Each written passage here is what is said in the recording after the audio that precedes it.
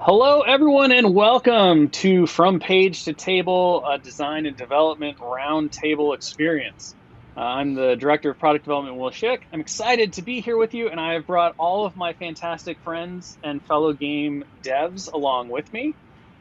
So we have Michael Plummer, Sarah Rowan, Will Pagani, and Luke Eddy. How y'all doing today? Doing great. Doing great. Awesome. Wonderfully. Fantastic. All right. Well, I'm really excited to get to spend the next hour with you all. We have what I would call probably the most interesting and unique panel of the weekend, in that we don't really have an agenda. We're just here purely to talk in general about the philosophies of game design and development, how we each approach tabletop games, what inspires us, what moves us, and then we're going to kind of wrap that all up and talk a little bit about how that brings everything together and creates the special atomic mass game secret sauce, as it were. So we're going to have a whole lot of fun today. And I think the first thing that we can do is we can just start by having each of us go around and kind of introduce ourselves and talk a little bit about our experience, in tabletop gaming in general, like what we're excited about, that kind of thing. So let's just start with Plummer. Go ahead and kick us off. Yeah, my name's Michael Plummer. I've been playing miniatures games for about 30 years at this point. Played a lot of games, love them. They're my absolute passion. I've worked in the game industry for about a decade now, between tabletop and digital games. And I'm really excited to be here doing development work at AMG. Thanks, Plummer. Sarah, why don't you go next? Great. As previously stated, my name is Sarah. Hello. I was just doing quick math in my head to try to figure out how many years I've been working in games, because Plummer said his, and now I have to remember. So just say 31. Just give them the Price is Right move. However many is more than the rest of you now. But several. I originally started out in video games and then moved over into tabletop games. So I've been all over the gaming space, and I'm really happy to be here with everybody else now. This is my biggest passion in all of gaming, is to be here in tabletop. Sweet. Will Pagani. Well, that's me. me. Who you are. Hi, I'm Will Pagani. I'm the lead developer for Crisis Protocol. And before that, I've been in the game making business for, what's it been now, Schick, 5 years, 4 years? Yeah, I don't know, something like that. Probably like 6 now. I don't know. We'll count the last year as at least 2. Time is an illusion. Time is an illusion. Before that, I was a game store owner and operator, and it's been really fun and exciting to move into the creation of games. And finally, Mr. Luke Eddy. Hello. I'm Luke Eddy. I have been, I didn't look this up ahead of time either, but I've been with Fantasy Flight for quite some time. It's like almost 7 years, something like that. Kind of like Pagani. I was a part of their flagship game store for a while.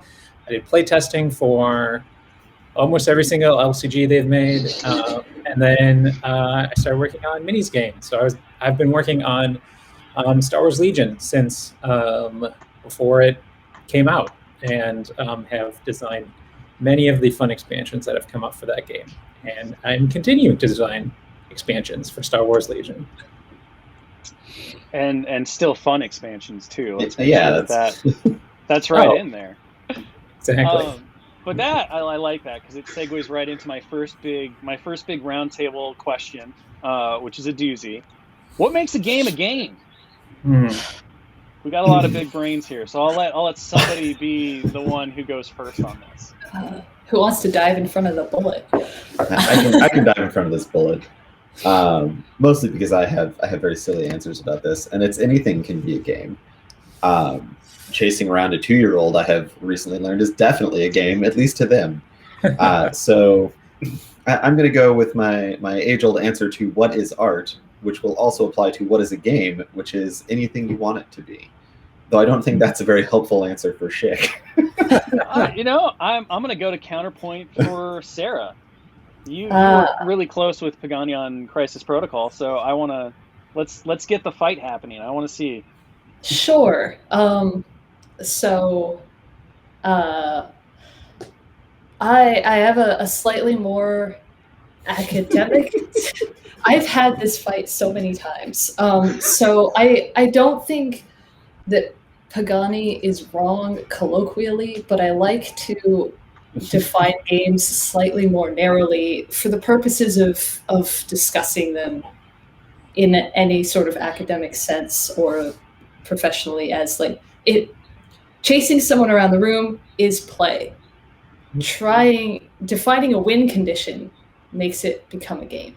So if there's winning and losing, now you have a game. Otherwise, you're simply playing. Throwing sand at Plummer could be fun, but it's not a game unless there's a way that there's an end point here, that there's something we're working towards. I mean, I would definitely say that Plummer loses in that situation. I'm not really sure that I win, but...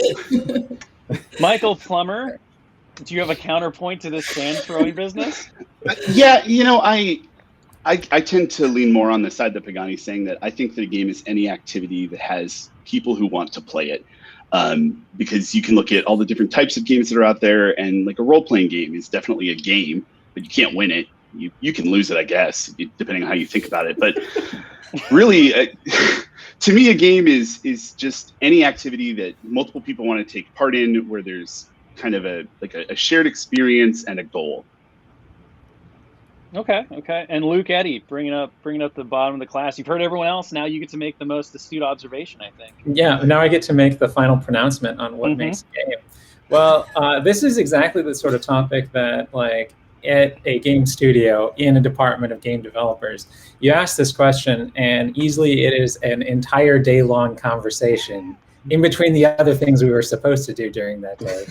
I'm pretty sure we had this exact same conversation at Fantasy Flight over the course of 2 days, involving Frank Brooks, because of course you get Frank Brooks talking about anything and he'll keep going. But I think, I'm trying to like dredge up what some of the context of that conversation was, or our conclusions. And I think it was something along the lines of rules, that rules are an important part of a game because, as Sarah pointed out, things that might seem a game or more like play, but if you have any sort of agreed upon rules for what you're doing, then perhaps that's enough to make it be a game. Okay. So Luke agrees with me, and you guys are wrong, so I win. Oh, wow. We've factionalized already so early in our roundtable. Okay, so if we run down the idea that play is determined different from a game based on a game's fundamental mechanics, that there is a stated system of what you can and cannot do, and that the can and cannot do's lead us to an end point, which is a victory condition or simply the end of the game. I don't entirely know if I agree with the idea that there is a winner and a loser, or there's a victory condition in every game, but we'll come back to that. That's on my list for later. So with that in mind, I think let's dive down a little bit into personal preference. I'm really curious to hear what some of your favorite game mechanics are. Like, what do you like out of games? What are the games that attract you? Are they story driven? Are they really open? More like an RPG experience where the players are kind of making things up on the fly? Are they deterministic? Are they simple things like I like D6s over D8s? There's so many different ways to approach making a game, to creating this system that defines play from a game. And I just think it's really fun to learn like what attracts people to different games. What do they like? Cooperative, competitive, all that different stuff. So I'm going to start with Luke this time. Oh man, I get to go first? You get to go first this time. So, what do I like in games? So I can point to some specific mechanics, but like in general, something that I think is like a good component to any game is hope. There has to be always, if you're on the back foot, if there's hope somewhere that maybe you can pull out a win, those generally make for good game experiences, and also really just amazing sort of stories, because that's another big component, is that what you're doing in the game creates a story. Even if it's a very competitive game, it's still a story of your interaction with your opponent and outthinking them and leveraging the game mechanics. But, if very, very quickly in a game, it's clear that, what you don't have a route to, if it is an actual like victory condition, it's hard to continue to sort of engage in that experience. But even if when you're on the back foot, you can see a route to victory, or, oh, if this roll comes out just right, or if, I pull this card from my deck, So a lot of ways you achieve that is with randomness, and randomness tends to generally I think a lot of players dismiss that as, something that's a negative experience of games. But I think randomness done rightly is a really important part of games for that variability, because if a game is entirely predictable, you could just go play chess instead. And chess is an amazing game. I'm not I was about to throw it out. Careful, the Twitch chat's already exploding now. But there's already chess. The memes are everywhere. Exactly right. Yes. But that game is already there. That experience is already there, right? And if you're more interested in games, and this is the sort of games we make, that sort of elicit this sort of internal narrative of, especially with miniatures games, I think that sense of, being engaged, looking for routes to victory, having comebacks, feeling like you're the underdog, but then, being able to, sway the battle back and forth, I think is important.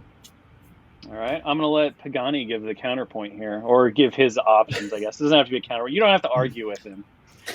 No, I won't argue with him because I agree with him. I think having that, and I like to refer to it as comeback mechanics, because I guess I don't know, more specific, I don't know, whatever. Hope, I think, is a great answer. And one of the things that I love the most in games is when you sort of get those aha moments, or good job moments, right? Where when you are trying to figure out that puzzle, whether you're ahead or behind, you get that that feeling where you're like, oh, I did something good. I used the mechanics of the game. I used what the game is about to sort of good effect. And I'm not talking about finding a loophole or something, right? I'm saying to use chess as an example, when you get a really good pin, you're like, yes. And pins in chess are always crazy, which is, well, we're not going to talk about the concepts of chess. I'm sorry, I'm getting off topic here. Or we can. Sure, or we could, but I don't think that's what this panel's about. But when you find that move and you're like, oh, this was it. This was the best move I could have done. That's what I always strive for in games. Which does push me a little bit more to the competitive side of gaming, right? I always really enjoy all of that. I enjoy bettering myself and learning more about games and doing that kind of thing. So whenever I'm creating games, I always try and create situations and rules where people can do that, that kind of thing. Michael Plummer, how about you? I adore narrative campaign games. Really, really crunchy, just full of rules and choices for you to make. Just lots of things to do. I think for me, this kind of actually goes against what Luke said. I like when there's not hope.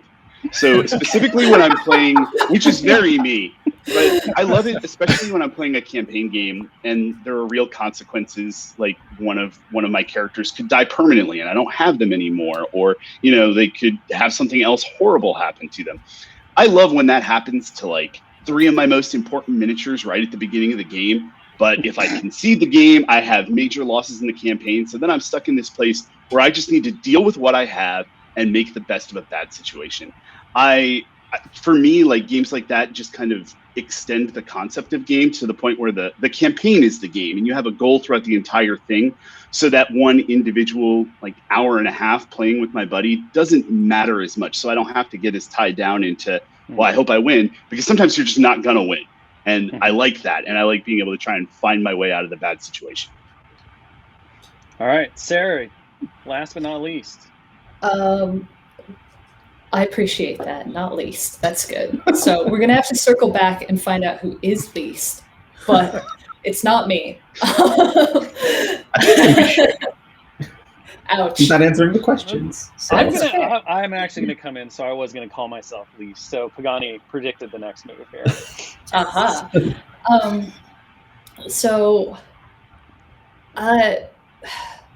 going back to what I said earlier, is I've worked on a lot of different types of games, including the aforementioned role-playing games, video games, tabletop games. So I enjoy all sorts of things. I think you'd be hard-pressed to find someone who tells you they hate having narrative in their game.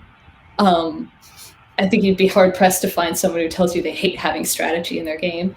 So something I really value in games is actually a capacity for brevity that tabletop games specifically are, by their nature, social, that you're playing with other people. So a game that's easy to put down and pick up, that's easy to play together with other games, that's easy to convince somebody that they should play even if they've never played it before. Those are all things that like actually get a game onto the table. So there's a situation for everything and a lot of other factors that go into favorite games. I don't know if I have a specific favorite genre, but that's something that like across all games, that's what I like. Being able to get lots of them in there, get lots of different experiences, a bite of everything. Yeah, so I mean, from my standpoint, like, and Pagani probably knows this best, given how we've worked together for quite a long time. Like for me, the things that I love about games are the ability to do stupid things. Like I love games that don't put you on rails. So similar to kind of what everyone else was talking about. You know, I love like the crazy contraption, press your luck mechanics where it's like you can keep pushing that button, but you're gonna eventually like have the mousetrap snap in your hand. And I'm one of those people who's like, if the mousetrap hits me first, I'll just keep hitting it because I don't care, because it's just funny to me. And that goes along with the idea that Sarah, you were talking about, is like one of the core things for me about what makes a game is that it's an activity between people. You know, without the other players at the table, you're not playing a game. You know, at best, you're kind of at play. So great games for me, like the game mechanics that I love, the games that draw me in, are the ones that encourage me to interact with the people beyond just looking at the table. It's one of the reasons why I don't much care for chess, despite its strength as a game, is because that game is all about what's happening on the board. It's not about what's happening up here. Like, I guess you could try to psych out your opponent in chess. I haven't watched a lot of like modern chess tournaments. I think that might be frowned upon, to be like throwing shade at them or like baiting them verbally into things. A little bit. But you know, to me, those are the things that are fun, right? When you can have that moment where you're trying to not only outsmart your opponent on the table, but you're also like playing an above game and you're interacting with each other and you're having those moments. And I think tabletop, especially going back to Luke's earlier point, and everyone's kind of keying on narrative, is like we're creating these stories together. So to me, the best game mechanics are the ones that encourage players to engage in that above level storytelling. And I just want to tack onto that point about like we love narrative and we love stories. I also love narrative beyond the game. Like my favorite games that I've ever played are ones that I can remember that something crazy happened, something completely off the wall that should never happen in the game, or I took some wild chance that definitely should have failed. And, you know, my opponent looked at me and was like, oh, good, I'm glad he's doing that. And then their jaw dropped because it worked. Like I love being able to tell stories about the games that I played with other people and then have them share that experience and have a good time. I think that's a great thing about games personally. So I want to ask a question here for, I guess, Schick and Sarah. To you all, it's very important that you have, I'm going to say opponent, but it doesn't necessarily have to be opponent, right? It could just be someone that you're playing the game with or whatever. How do you feel about single player games and how telling the story of your experience with them later to another person, like, does that count as sort of that connection, even though they didn't actually play the game, but you can tell them about it? So like, I mean, single player ultimate encounters that we have, right? Like, do you still feel that those live up to that because you can still interact with another person about that game? And I guess that kind of goes into like the definition of a game that we talked about earlier. Sure. So those are still single player. So like playing off idea, right? To me, games that allow for solo play are not particularly compelling in terms of the tabletop. Like to me, that's not what tabletop is about. So I think it's great that there are games that I can take out and I could play by myself, but I don't want to. If I'm going to do that, I'm going to go to like the digital environment. I'm going to play a video game. I'm going to sit down at a console and kind of have the game tell me the story. So when I'm pulling out any kind of board game or miniatures game or anything like that, if I'm going to a table, my expectation, my desire is I want to go to that table for the other people.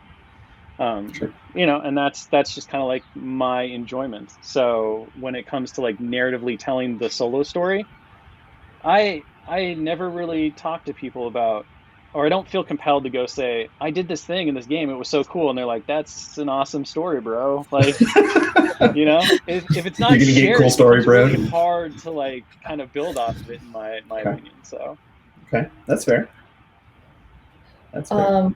I'm going to stick to my guns from earlier and say that if your solo play experience has rules, like Schick said, and an end goal and win and loss, then it is definitely still a game.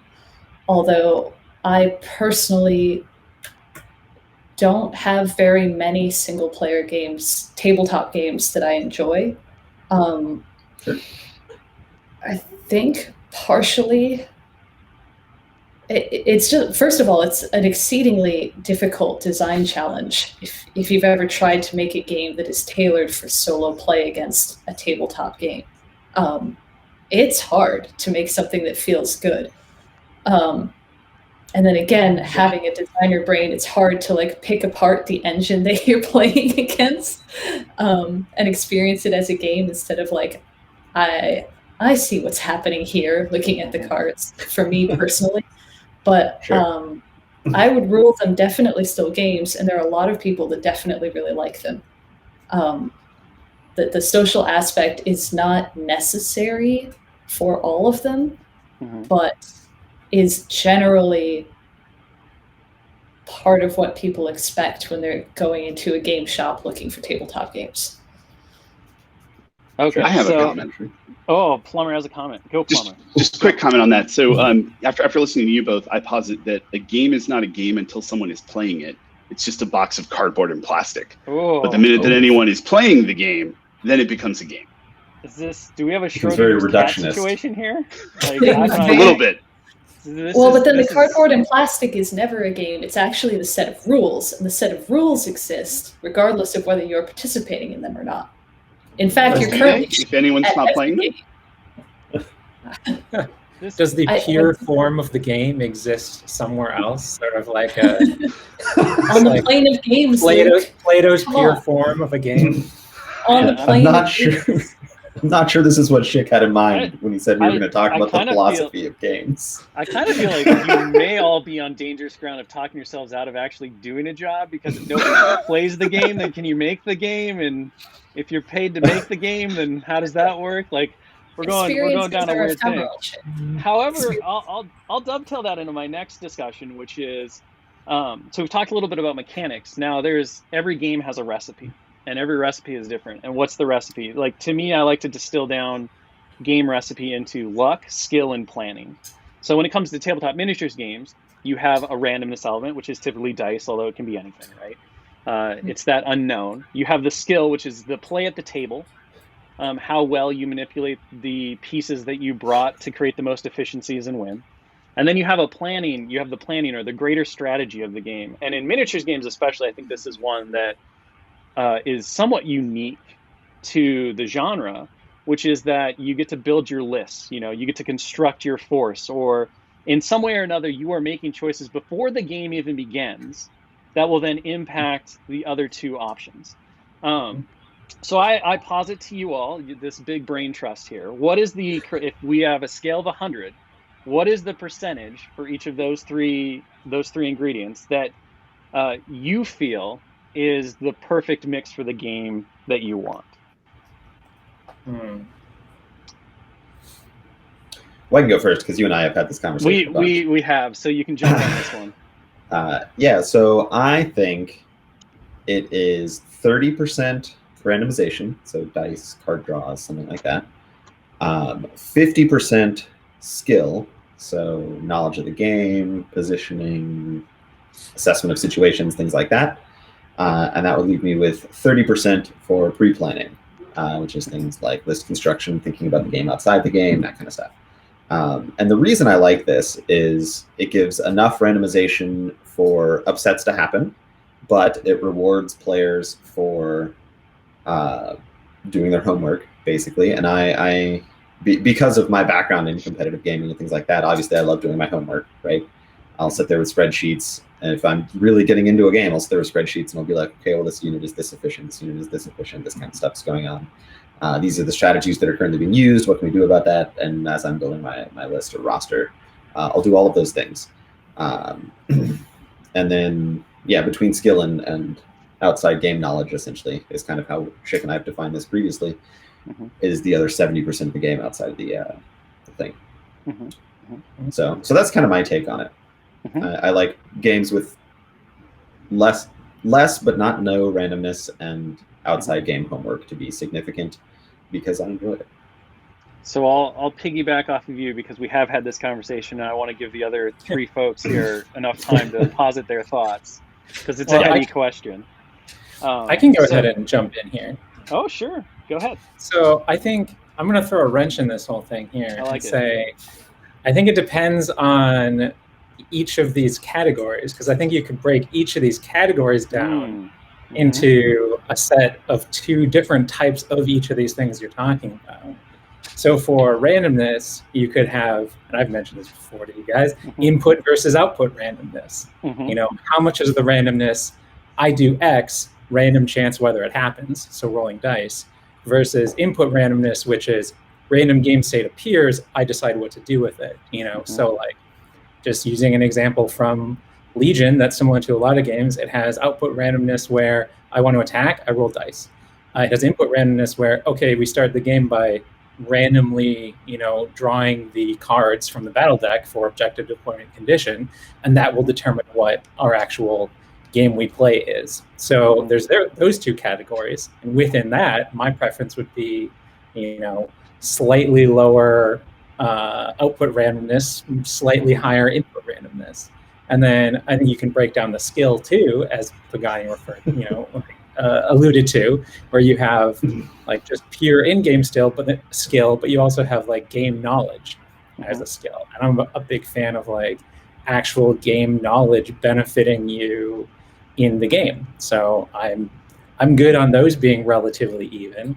And then even in the last category too, I think you could argue that like there you have two different types of planning as well, where you have like pre-game planning, which is a big part of the miniatures games we make, where you build a list or an army or a squad, whatever. In card games too, obviously, deck building is a huge aspect. Then you also have in-game planning. So like turn to turn, like, all right, before I play this round, what is my strategy for this round? What am I trying to do? So like you have in-game and out-of-game planning there. And so like those are both good as well too. And I think it's good to have some of that pre-game planning that gives you a lot of interesting sort of, you know, almost game to play before you're playing the game of, you know, like deciding what your squad is or your army, looking for, you know, combos in your cards. Like that's great. But if you have too much of that too, you know, I feel like, you know, that can dissuade people from, you know, sometimes getting into games when that pre-game planning is really, really high. But, you know, you can make games for all types. You know, Legion has a very high amount of that. You know, Marvel Crisis Protocol has a very low amount of that, you know. So there, I didn't answer your question. I instead just made up a totally different. You just made up whole new. Now you have to give me like 6 numbers. So exactly, you just made the math harder on yourself. I did. Michael Plummer. So Luke's counterpart here. My feelings on this have changed a lot in like the last 5 years. So really, I think that it depends on what game you're playing, what the ratios on this should be. So this is the answer for Michael Plummer's ideal game that Michael Plummer wants to play. That game should be 60% random, 5% skill, and 35% planning. Wow. And my reasoning behind that is that I think that the planning and the skill portion, generally, when you're looking at them, are meant to mitigate the randomness. So the randomness needs to be more than those two things, or the person that doesn't do those two things is more likely to lose and have a bad time. But I want more planning than strategy, because strategy is kind of in the moment. And if I'm a new player or I haven't played the game in a while or any myriad of reasons, I had a bad day, whatever, or skill, excuse me, I might mess up and play badly, and I don't want that to ruin my time. And then the planning, I think that's important because I don't have enough time to play games, but I have plenty of times to stare at my wall and think about games. And I love that. So I love that when I get to the table to play the game, those hours spent staring at my ceiling, list building, and thinking about upgrade cards is going to pay off in some respect, but I still don't know what's going to happen. Okay. So that's my perfect game. Okay. Well, I was with you for most of it, and then I'm gonna flip it. So my ideal game is 60% luck. It would be like 35% skill and 5% planning, because, and Pagani knows this, I never play the same thing twice. I am totally a whatever I feel like at the moment, I'm going to throw it on the table. And I'm a parent, so I don't have time to stare at my wall and just think about things, because much like Pagani, I'm busy playing the chase me around games, trying to make sure that my children aren't doing things they should be. So when I get a chance to sit at the table, I love, and I think part of the luck thing is that I love trying to figure out, I love crisis management. So the higher element of luck, the more you have to be adaptive and puzzle solve your way out of it, right? When you can't guarantee the results, you get to feel like you're smarter when you figure it out. And then, sometimes you don't always get it. But that to me is that. So now we come again to the last but not least of us, Sarah. So my ideal game that I want to play is, I would say usually any game that has its sliders maxed out in some direction or the other. That if I'm going to put a lot of planning and strategy into this game, I don't want to then proceed to have luck just come in and rampage. However, I do enjoy to sit down with a luck-based game and go, all right, I don't know, sure, I'll try to get 6 sixes on 6 dice. Let's see if I can beat you, haha. And there's just not, but you haven't sunk hours and hours and hours of time into preparing to just end up having to do this. So I prefer a game to have some min-maxing on those sliders somewhere. And again, it also goes back into Luke said something that I heavily agree with about how much pre-planning there is versus how welcoming you want it to be to new players. So if I show up at the table and it's mostly skill and luck, then over the course of playing a few times, I will learn and improve. But if it is mostly pre-planning, there's no way for me to make up by sitting there and looking at it the 13 hours Plummer spent staring intensely at his wall before he came and played this game with me. I can't play a few times and just, yeah, exactly. No, I can't stare at a wall hard enough in 5 minutes to make up for Plummer's 13 hours sleepless nights staring at the wall. And so it wouldn't be welcoming to somebody new trying to get into it. And those games tend to have, the barrier to entry is just a lot higher, but once you're in, it's fun. A lot of popular tabletop role-playing games actually do this, where sitting around and building your character is a lot of it, and making sure that once you get to the table, like Plummer said, your risks are mitigated, your stats are awesome, you're ready to rock and roll. So you can make bad choices with your character's life and still come out ahead? Exactly. I've seen Plummer role play before. I know how it works. Yeah, it's a mess. I think just an aside that's interesting, I think to your point, Sarah, this is using card games as an example, but something we've seen, I would say, in collectible and card games and LCGs over the last couple decades, from the 90s to the 2000s to now, is going from unlimited number of copies of a card in a deck to maybe 4 copies to 3 and 2. and then you had Keyforge as an example where the deck is just totally pre-made for you. But I think that's an interesting sort of trend there to look at a little bit of like having still that same sort of ability to pre-plan, to, you know, play the game or work on the game, you know, outside of actually playing the game, but then also reducing that barrier to entry in a way of like reducing the total number of possible choices someone could make, you know, so that actual like work put into pre-planning is not as daunting as it is in, you know, past iterations of these kinds of games. So that segues us great into our next topic, which is a little more, we're narrowing our focus a little bit. So talking about actually designing and developing games, creating games. And kind of what I want to talk about here is the different processes that everyone brings to translating, going back to the name of our panel, translating concepts from page to table. So in our, you know, in the AMG experience, it's a very on the nose kind of statement, because we deal with taking characters that exist in other media, Star Wars or Marvel, and moving them into a tabletop environment where we are expressing what that character is in their greater form in a set of game rules. But looking at it in a more generalized fashion, I'm curious to know how each of you views the approach, or what approach you take when it comes to thinking about, okay, I'm going to take a concept and I'm going to make it into game rules. Very generally, because we don't have all day, and I know we could spend all day talking about our different approaches, just how you think about that, how you approach it, what your methodology is in terms of like what you're looking for in order to reach that final result. And we will start with Michael Plummer, because he's in the middle of my screen. So you're as you hear me talk more, you're going to get used to the fact that most of my metaphors revolve around food or the theater. So this is a food one.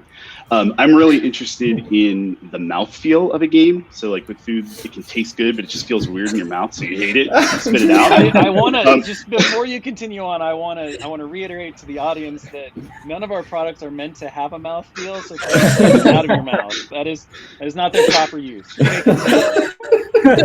So what I mean by that is when I'm looking at creating something, I start with a broad concept of what I want the full experience to be playing it, right? So I don't start with math and I don't start with specifics. I start with kind of an overarching feel. Like, do I want this to make players afraid? Do I want it to make them feel powerful? Like, what is that thing, right? And then from there, I kind of scoop over to the idea of, you know, what do I want to happen? So, you know, if I was working on a character for Star Wars, I would say, you know, what do they do in the movies? What do they do in the TV shows? Like, what is this character known for? And then translate that into numbers that work with the system, because the game at that point is a sandbox that you've created, right? And then try to make the things that happen in the films or the movies or whatever the concept is, if you're making it up yourself, whatever, translate it into numbers and then make sure that it still fits that overarching feel. Because if the numbers are wrong, or if you're not focusing on specifics, details, I think details are really important, then you're not going to get the same experience out of playing the game. And it may work well mechanically, it may be popular and people may love it, and that's great, that's awesome, but there's going to be someone that doesn't get what they want out of that experience. And for me, I'm looking to, even if you lose, I want you to have fun. I want you to feel like, you know, something happened and it was great, and you know, it felt just like watching a movie or reading a book. There's a story here that I can tell, and it was awesome. Great. Okay, Mr. Luke Eddy, how about you? Well, now I'm stuck on like mouthfeel of game. That's a hard one to follow. Sorry. For sure. I'm so sorry. What is the mouthfeel of our miniatures? You know, undefined. So, hopefully, yeah. So, state the question again, if you would, just to get my mind back on track. The general question is just kind of give an overview of the methodology that you follow in taking a concept and making it into something that is like a game, or actually a game. I know we haven't defined if games exist outside of people playing them yet, but I'm just going to ignore that existential crisis that we've put ourselves in for later. Go. You reach well, you were not lying when you said that we could actually just spend an hour talking about just this, because this is like the main thing at least I feel like this is the main thing we do, right? Like if you had to define our work in like one sentence. So, I mean, I guess speaking on that sort of like, meta perspective of this is that it's a balancing act because you're trying to do 20 different things at once. You're trying to, all the games we're making are with some sort of IP, right? So, there's the issue of like, what's the IP thing that's cool that we want to translate into the game versus what are just pure game mechanics type things that would be good for this living game, for the faction that, this whatever is a part of, so balancing those needs versus those wants. It's also a matter of, these are, again, living games. So this is an expansion to, if it's, Marvel Crisis Protocol, there's been so many already, we want to present something new and interesting, but at the same time, also being conscious of the fact that we have new players being on board. We want to always be, encouraging new players to play the game and be able to start at any point to buy any character as their starting point, and still also appeal to the players who have been, in the game from the beginning. So you're balancing that, ease of play versus interesting play. And then, you're balancing other things too, like, trying not to introduce too many brand new rules, but at the same time giving each thing some sort of, wow factor. You want someone to look at it and be excited because there's something new and interesting about it. But if you just accrue too many new abilities, new effects, and new rules over the course of a living game, then it just, under the weight of those, it can become unwieldy. So again, just sort of speaking to like the meta question of this is like, it's 100 different things at once, really, and translating anything into a game, you're trying to do so many different things and trying to balance those. And I think you concentrate on different parts of those as you go through the design process. Sarah, you're up. Great. So like Luke said, there's a lot that goes into it and we could talk about it for hours. So I'm just gonna, the real quick TLDR crash course in what happens inside of Sarah's brain is, so obviously it's really important to be familiar with the character before you start anything, which I'm sure everybody else agrees with, they're all nodding, but just to say it out loud, that if I don't know who somebody is, but it's like, hey, we're doing this person, okay, I'm gonna go grab their comics, like, time to read. If I do know who they are, I'm gonna go grab their comics, like, all right, just a refresher real quick, who are you? And once you have that, once you feel like you've made a connection with the character, you're like, laser in, I know you. Looking at the existing mechanics of the game and thinking about how this character would interact with your existing system. Like, what interesting features of them play out in features of the game that already exist. And that's, to Luke's point of not wanting to jump into introducing new mechanics. Right. That, of course, some characters call for it, some don't. You want to balance that carefully, but the like core layer of the character is, how do I interact with the systems of the game? So if you're Hulk and you're really Hulk's been made a million years ago, but like, what would you do with like being really angry? Maybe you respond to being hurt, like something like that. Just trying to pick at, how do you bring this personality?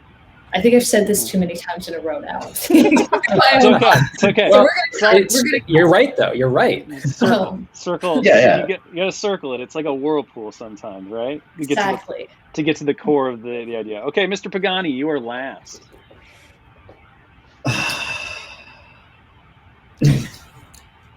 To me, like, the job, I guess, the like what I do every day, right, is try and find interesting and exciting things for players to do. And I think this really ties back into what I loved about games, right?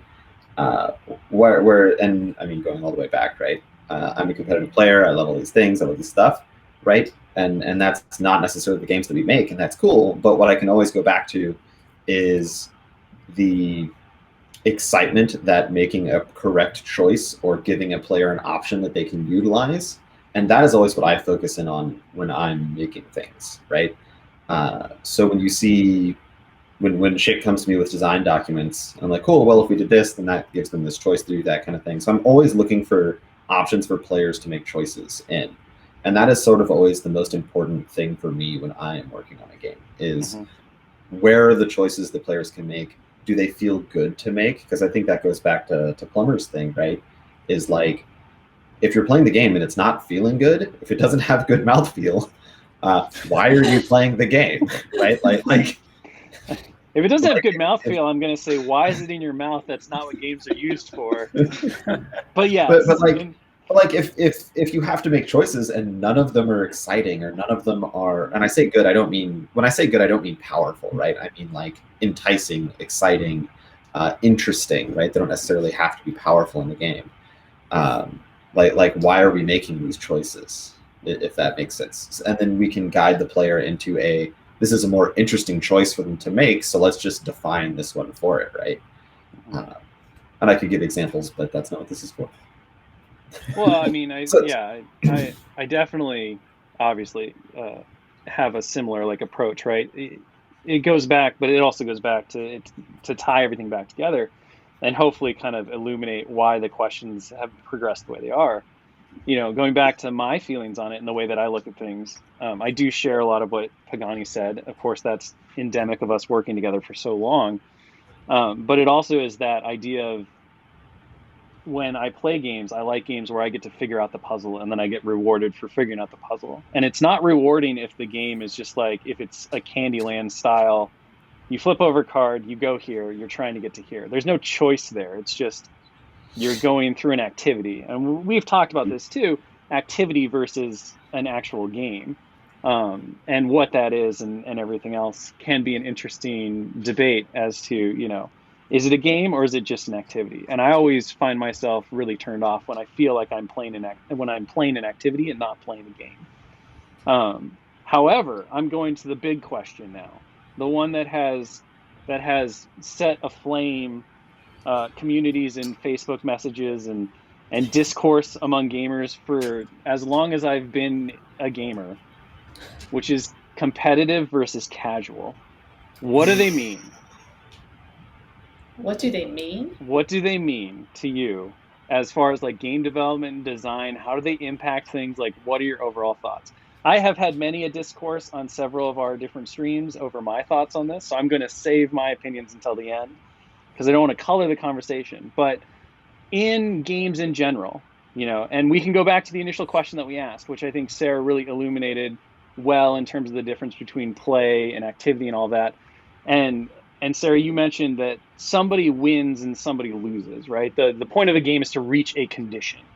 That doesn't necessarily mean it's in a bad way, but there has to be a termination point, especially in our games, in miniature war games. Somebody wins and somebody loses. It's just, that's how we finally get to walk away from the table and have our story and our experience. Is that competitive? Is it casual? How do you wrestle with those concepts? Because we talk about how games are supposed to be fun. Yeah, I know. Pagani's like, he's getting ramped up. Luke is like, he's like, why did I agree to come here? Plummer's just like, maybe if I don't move, they can't see me like a T-Rex. I'm not pulling punches on this question. I think that this to me is one of the most powerful dichotomies and struggles that both communities and we as game developers and designers go through. So there's no right answers here. I want to start that conversation and actually have it on tape in terms of like how these thoughts, you know, affect things. So I'm going to let somebody be brave and jump on the grenade. I'm going to jump on this grenade. I like it. I'm ready to go. So, wish me luck. See you all in hell. But tell him the cows sent you. Tell him the cows sent you. I will. I think how I conceptualize competitive versus casual, anyone can choose to make something competitive. Anyone who has been around other people knows that some people can make anything competitive. There's a great Scrubs episode about that, actually. Wonderful. There, now you all have a signed reading. But I think as far as designing the game goes, a lot of it is investment and reward and loss. So going back to what we said earlier about the percentage of the game you spend pre-planning it versus the percentage of the game you spend doing skill-based play, those are like big chunks of investment. And the higher those numbers are, the more likely the game is to spawn a competitive community. I know there's a competitive rock, paper, scissors community. Again, that some people can choose to make anything competitive, but as a whole, the trend is that if there is a lot of investment and pre-planning and complexity, it is more likely to become competitive in the community. And especially if there is some sort of reward for winning. So like there are chess tournaments. So there is rewards in the form of glory, money. I don't know what you win in chess. A lot of money. A lot of money and glory, right? So then it becomes more competitive because there is something to be won and lost. Whereas like if Pagani and I play rock, paper, scissors right here live on stream, nothing happens besides that, I don't know, maybe the chat goes bananas. All right, you ready? Here we go. Square up, Pagani. See, you could choose to make it competitive, but you don't have to. I'm not going to get paid less if I lose to Pagani right now on stream. I mean, we could make that happen. I kind of want to see it. I want to see. I don't think we've seen the fangs come out on Sarah yet in terms of like the competitive side. You've been very chill so far.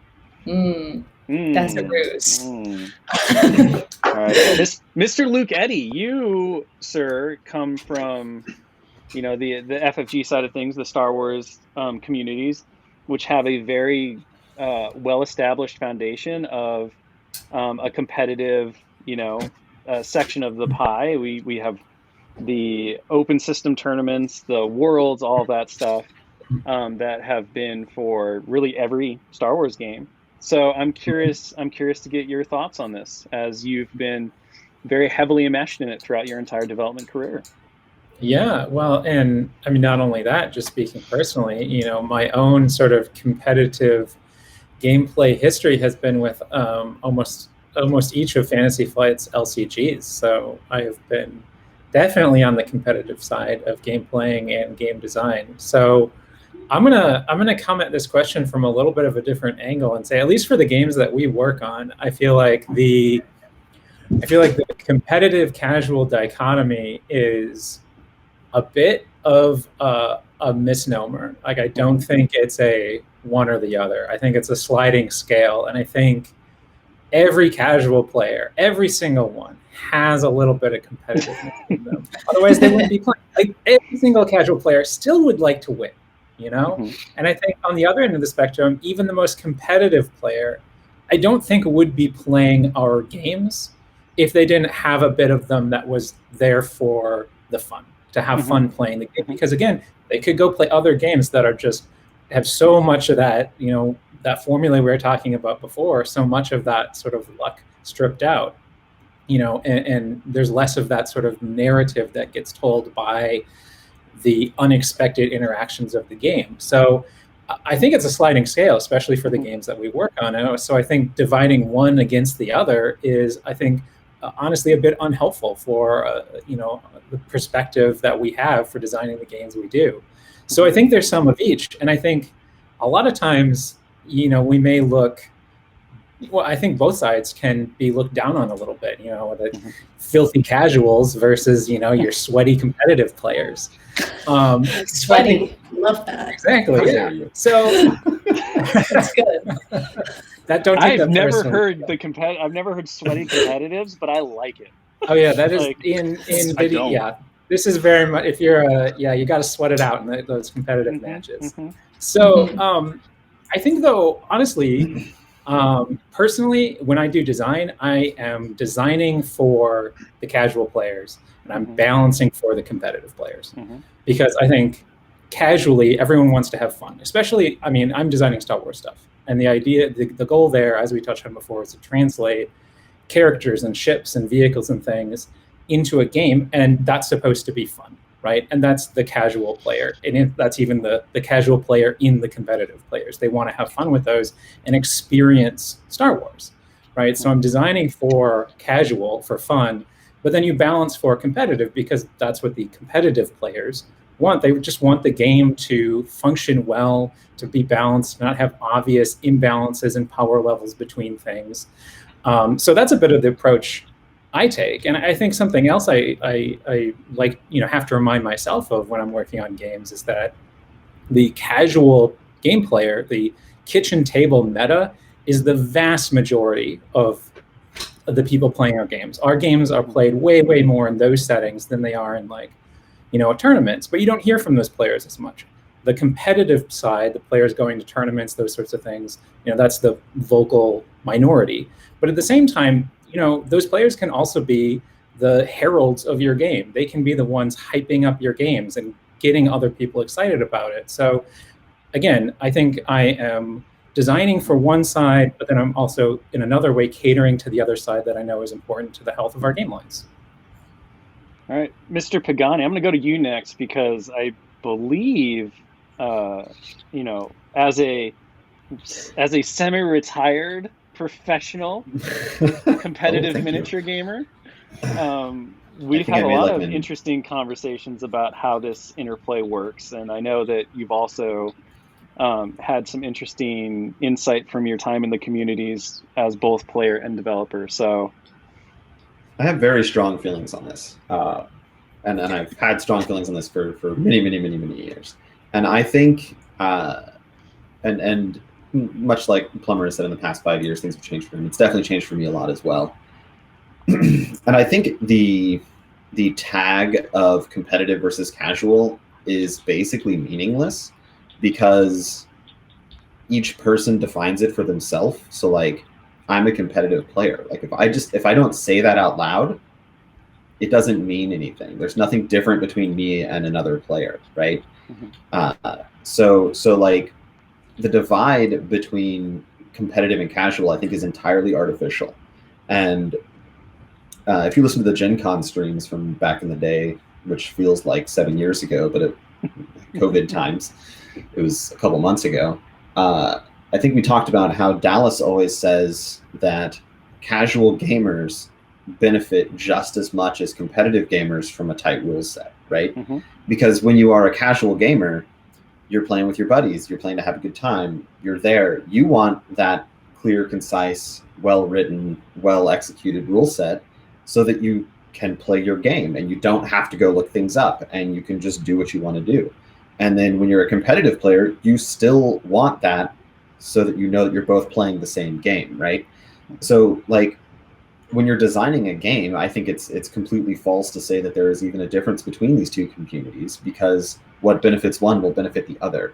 And the competitive players can pick what they want to play with competitively, and the casual players can pick what they want to play with casually, and it's literally the same thing, right? To sort of go into a slight Pagani rant, I guess, I think the issue comes in when people stop seeing the game as fun and purely sort of invest their personal worth into winning games. And I don't think this is anything specific, right? Mm-hmm. And that's where you see the people that are rude, that are sweaty competitive players, as Luke put it, right? I would argue that filthy casuals can also completely fit that bill as well, because they have we'll get there. Yeah, we'll get there. Yeah. I'm gonna rant. We're gonna rant. Oh. No, it's not. But yeah, so I think some of the competitive people that are self-defined competitive people stop seeing the game as something that they should be doing for enjoyment, and they purely see it as a 1 or a 0 in the win or loss column. And that takes all the fun out of the game, because now you're not enjoying it with the person across the table from you. They are your enemy. They are your opponent. Yes, but they are also here playing a game. And if you can't engage with them through the game, why are you here, right? And then the same thing with the casuals, right? If you don't want to follow the rules and you don't want to do your things, like that's cool. But like, if I do, now we're at that same impasse, right? Where like the two of us can't execute the game together because we're not playing the same game. And I think it's really just about the competitive versus casual argument. To me is always a little bit crazy, because it's just play the game that you want to play and play it with the people that want to play the same way, right? If somebody wants to play the game and they want to go as hard as they can into min-maxing and doing that thing, there's literally nothing wrong with that. The problem is when you cross the streams, I guess, which you should never do, I've been told. Until you have to save the world. Until you have to save the world, and then you cross the streams all the time. Yeah. So it's a desperation bid that always works out for you in the end. So is it really desperate? Michael Plummer, you get to round us out here. Aren't you excited? Yeah, Aren't you excited to be should. last on this question specifically? I'm not, because I probably should have talked sooner, so not everyone else would have hit my points. But I'm going to go ahead and take this hot take, and I'm going to just crank it up to 11. And I'm going to say that I think that the question of casual versus competitive is not useful.